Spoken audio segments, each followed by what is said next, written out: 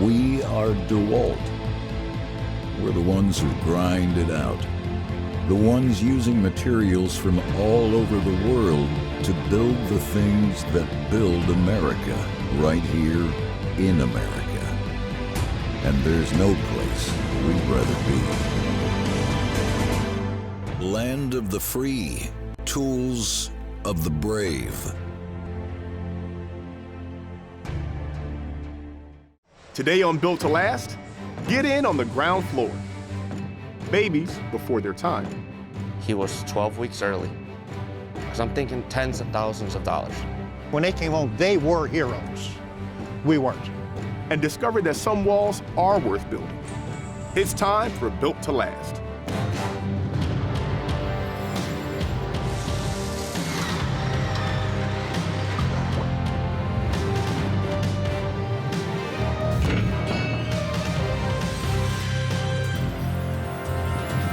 Built to Last is brought to you by the Chicago Regional Council of Carpenters Labor and Management Committee and the Boy Scouts of America Pathway to Adventure Council.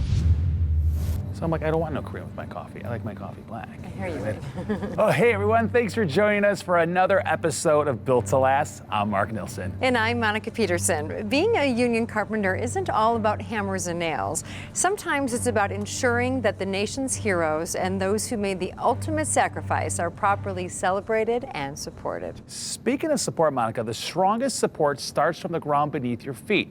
This week, we'll see how the flooring industry has helped advance the health and wellness of our communities. But first, we'll meet with some brave families whose challenges illustrate just why proper access to health care and supporting our workforce is so important.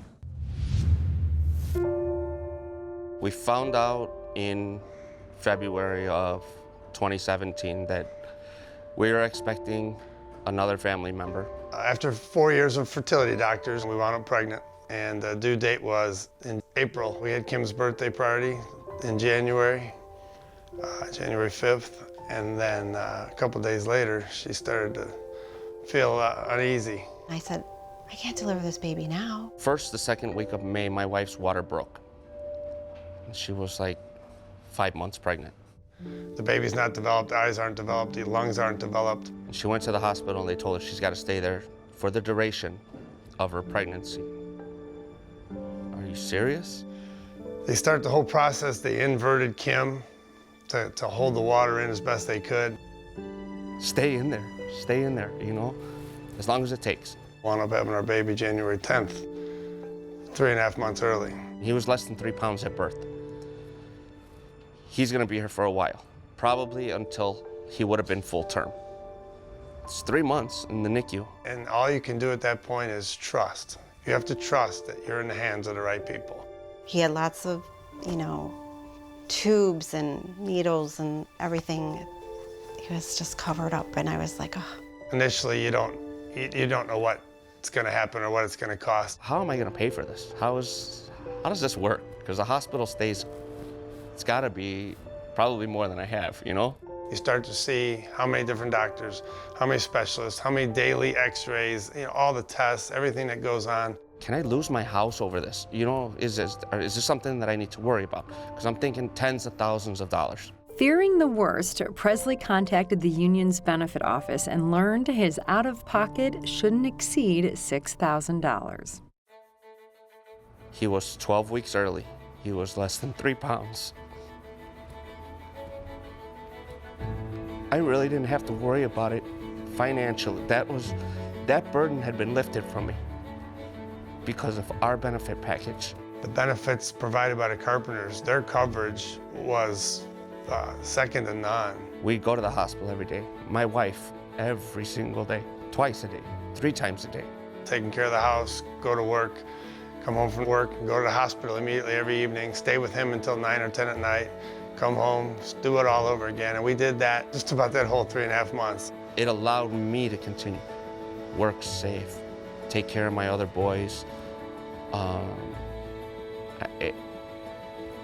You can't put a price on it. It's a waiting game. It's being patient, and every day is a new adventure, a new journey. Some days were good, some days were bad. But as you start to see the light at the end of a tunnel, and he started gaining some weight, started eating regularly, you know, you start to get a little excited. Phil always would hold his little hand and just put pressure on his hand. He had to be 3 weeks old, 4 weeks old before she could actually hold him for the first time. I was afraid to touch him because I was afraid I was going to hurt him. That was a special day. When they finally said, you know, Damien gets to go home. Awesome. And after release from the hospital, it's common for children born prematurely to need extra support to help catch up developmentally. He was always slightly behind developmentally. Physically, immediately, once he was home, we had to have all these therapists come to the house constantly. Knowing that my insurance is going to take care, they're not going to say, you know what, this kid's not worth it. There was no delay of payment. That is a huge weight off of your shoulders. He can smile, laugh, and grow. And I remember when he first walked, it was right here across this floor. And he was the toughest kid to get to walk. Didn't want to do it. I'm Nathan Splint. I'm 14 years old, and my favorite sport is basketball. We were very fortunate. But imagine yourself, a person with little or no insurance. Over Nathan's time in the NICU, the Splants met other, less fortunate parents who were struggling with the financial burden and decided they should do something. So we decided that we want to help people locally. We started with an event at Ileana Speedway.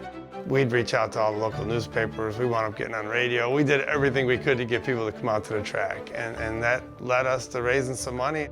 And one thing led to another. And I think we had our 10th annual Racing for Babies this last year.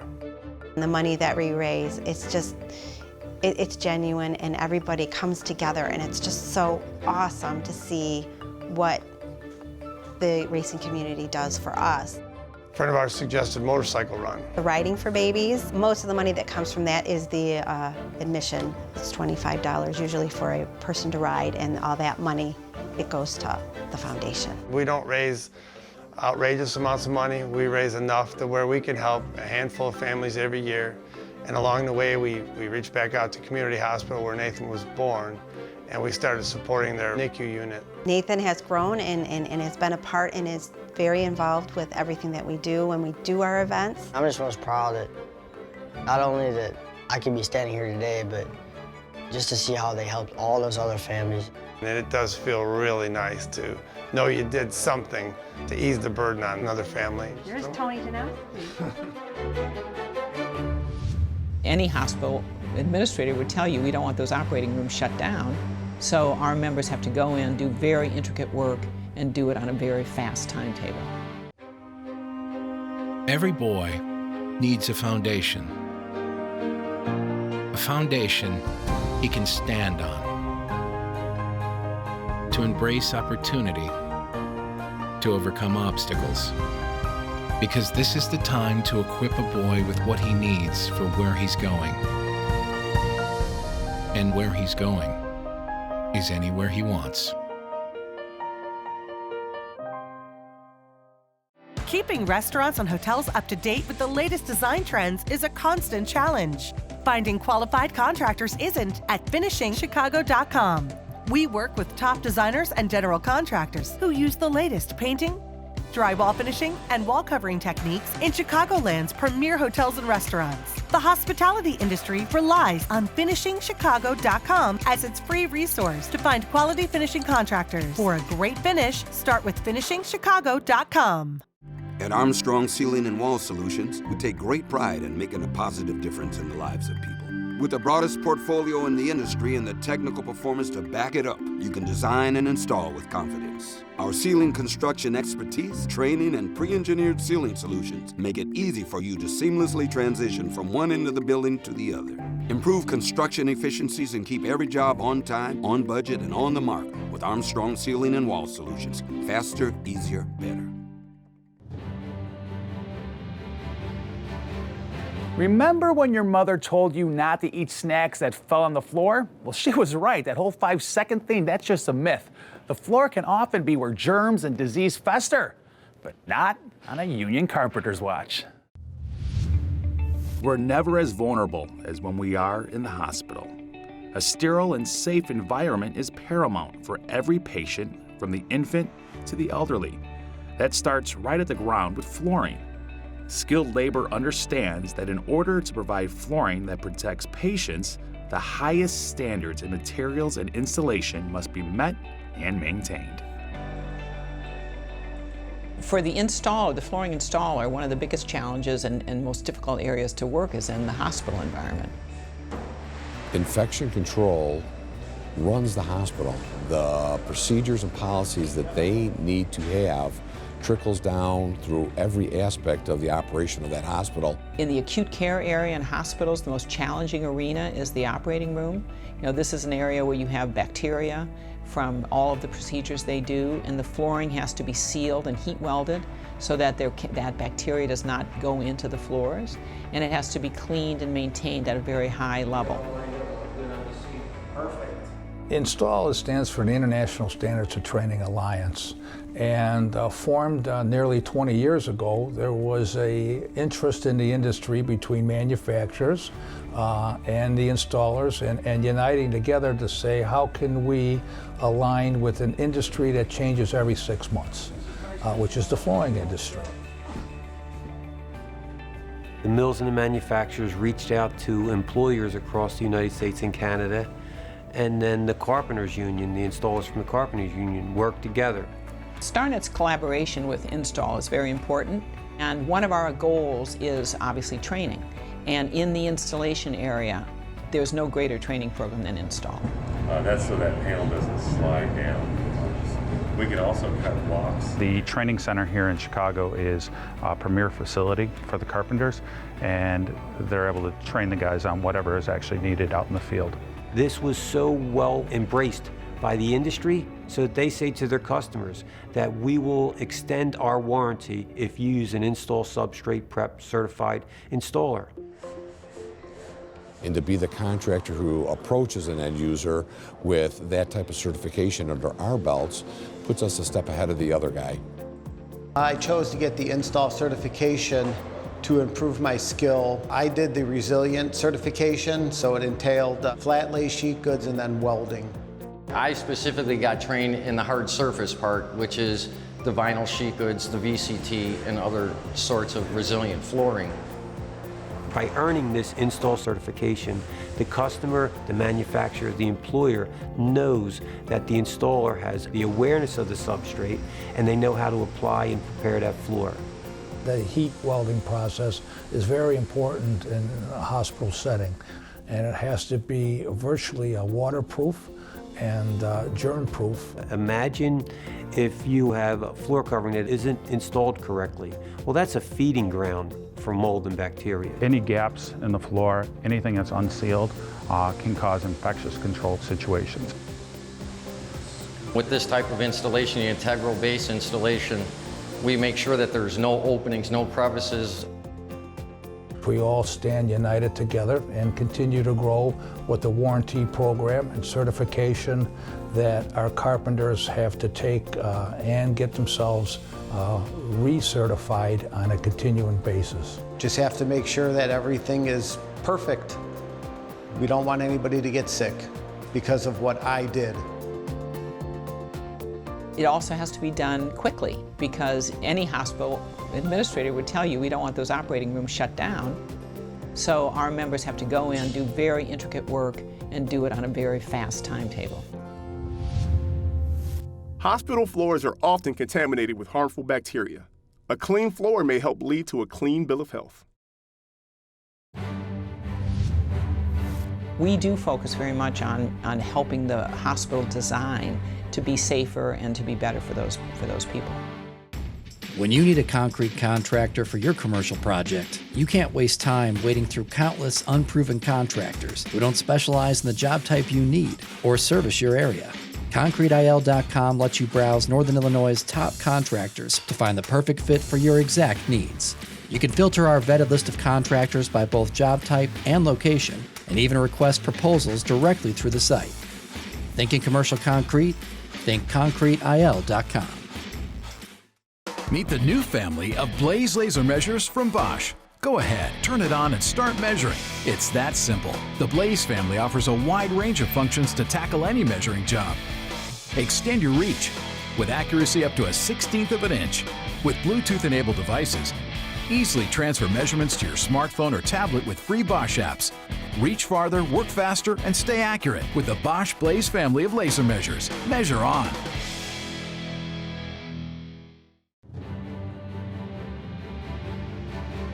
Patient psychology and needs might not be the first things that come to mind when you hear floor installers.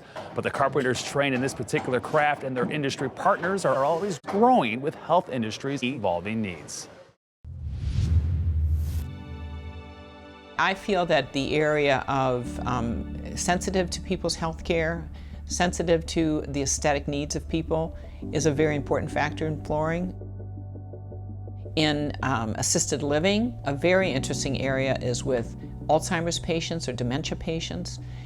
It's one of the big concerns with that patient is the tendency to leave the building or try to flee the area, and obviously that's high risk for that patient. So in these highly sophisticated designers in healthcare flooring will actually create a pattern structure in the floor which will prevent the patient from walking over it. There's certain stripes and patterns they don't want to walk over as a byproduct of their disease. So our members, our installers, have to have the ability to put together a floor which meets those needs and addresses those concerns while still remaining aesthetically pleasing. And beyond safety concerns, there is a push to make care spaces more comfortable for residents as well. In retirement communities as well as in acute care, noise absorption is very important. They've statistically proven that people, both the well-being of a senior citizen who's in assisted living or the healing capability of a patient in a hospital is advanced when they don't have a lot of noise, when they have a quieter, more peaceful environment. An interesting area is in neonatal, with premature babies that are struggling because they're outside their normal environment to thrive and grow. And the hospital needs to replicate the quiet and the peace that those infants have in the womb. And it's a big factor for our members, both in the installation phase and in the maintenance side, to try to keep that noise level down. For their comfort during treatment and recovery, crafting specialized spaces for children is becoming more prevalent. When children come into the hospital, they lose all control.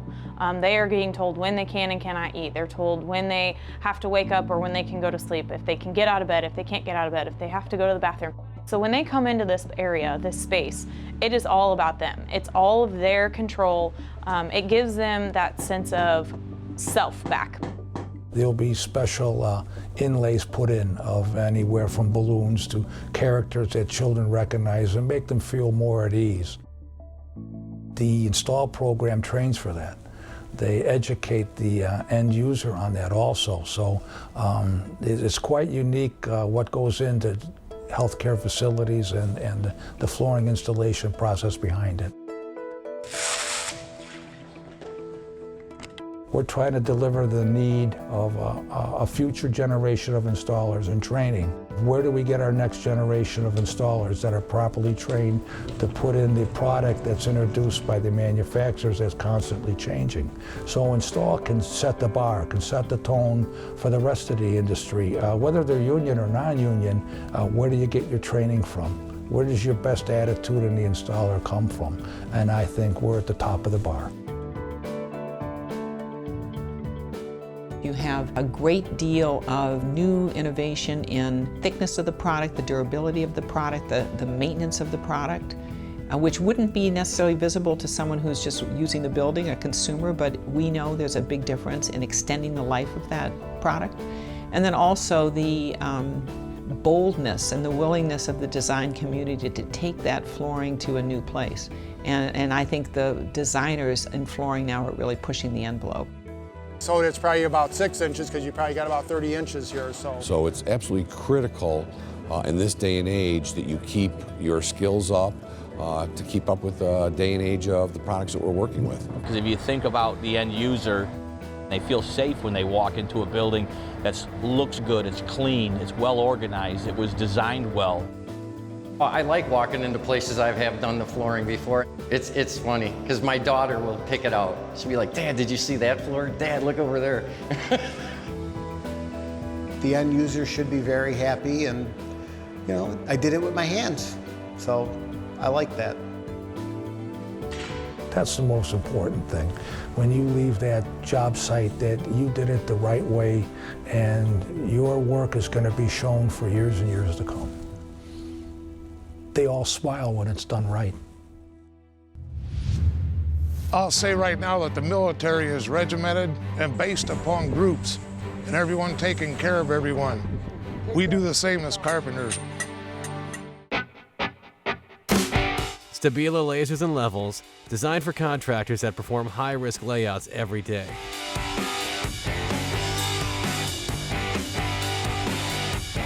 These accurate and durable lasers have a working range up to 1,800 feet.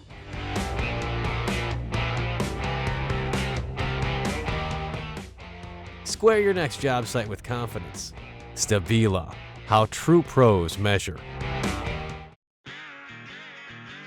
I was running a pro shop. It was in the military. Accounting degree. Dog groomer. 8 hours a day sitting on the computer. I knew I wanted to be an electrician. I joined their trainee program. They're willing to pay you to go to school. It was just cool. You learn about motor controls, you learn about fire alarms. The pay is great. The union provides the benefits. Health coverage. It gives me a great retirement plan. I like working with my hands. Setting me up for the rest of my life.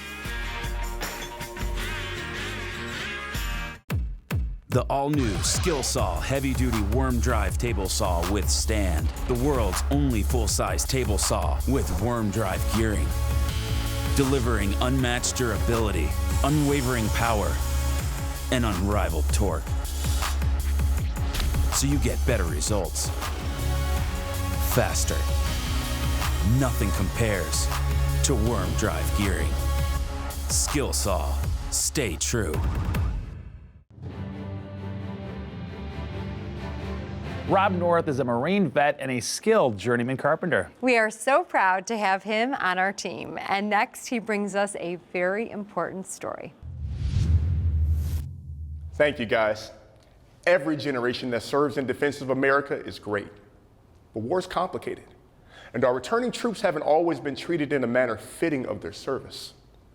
Our next story shows how one monument brought generations together in a display of respect. My dad was Edward Gracious. He fought in World War II under General Patton in the 3rd Army. Ended up reaching the rank of first sergeant. My father was a World War II submariner. And of course, back then, everybody in the neighborhood had a dad or mom that did. My mother worked in the war plant. She was rolled in a riveter. When he came out of the Army, he ended up becoming a union carpenter for 30 or 35 years. I really admired those people, that generation, for not only doing what they did in World War II, but coming home, they functioned.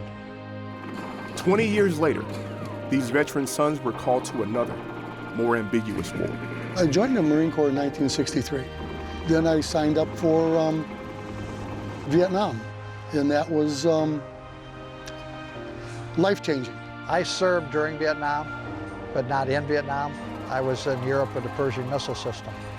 But when you came home, it was such a traumatic time in our country.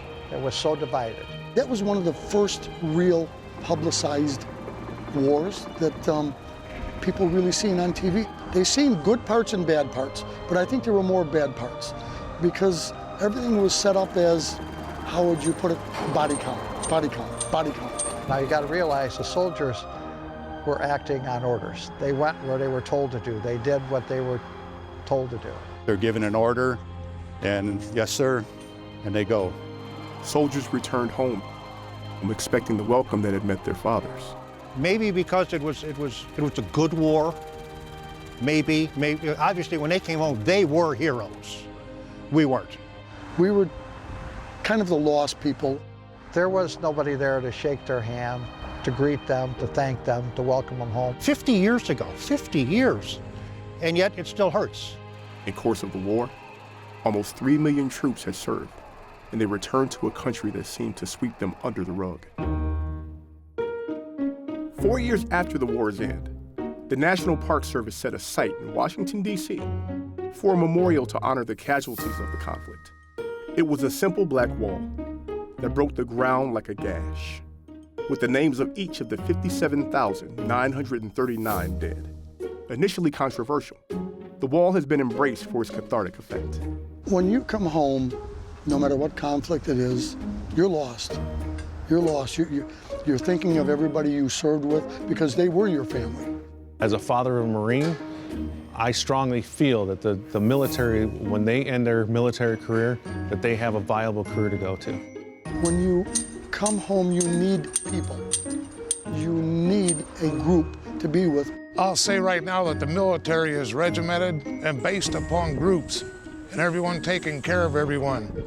We do the same as carpenters. You watch out for each other, you help each other, and you learn from each other. You have to count on this other guy to get a job done, right? It's a little more serious, obviously, when we're in war, but same parallels when it comes to construction. Had an opportunity from a friend to try out as a carpenter. And I did. And yes, that filled a very big void. Sam was a Marine in Vietnam and served his duty well, has come back, came into our carpenters, and has taught many, many carpenters in the field since. We love helping. We're there to help. I started out with Ron volunteering at a food pantry that a contractor was supposed to start, never did, and the carpenters took over. We're here today as volunteers through our Carpenters Local and many other volunteers through the Chicago Regional Council of Carpenters, assisting the True Patriots Care Foundation. Every event we have, it has a meaning. This, we're bringing flags to call attention and honor the wall that heals. That has the 58,000 plus names of every soldier that was killed in Vietnam. A half-sized replica of the Vietnam Veterans Memorial in Washington, D.C. The wall has been on tour since 1984. Like when I was growing up, we were taught a lot of history, so we understood the timeline of what happened in America. I don't believe there's enough of it being taught in the schools today. Everything you don't learn, you lose. You lose. I don't care whether you're 71 years old like myself or 20 years old or 12 years old. If you don't learn it, it's gone. It's gone forever. It was good to see kids that weren't sitting at home in front of a video, playing a video, and they really cared. They're learning things that they hadn't known before just by talking with us. We have always given our time and efforts to help people with healing processes such as what this wall does. I'm one of the fortunate ones that come home. There were 58,000 on that wall that did not make it home. I'm a fortunate one. I'm happy to be here to help them or anybody who needs the help from me. That's all for this episode of Built to Last. We'll see you next time. And please check us out on Twitter, Facebook, and Instagram. And when it comes to social media, remember the Carpenter's Rule: proofread twice, post once. Stop. Twice Just once. stop.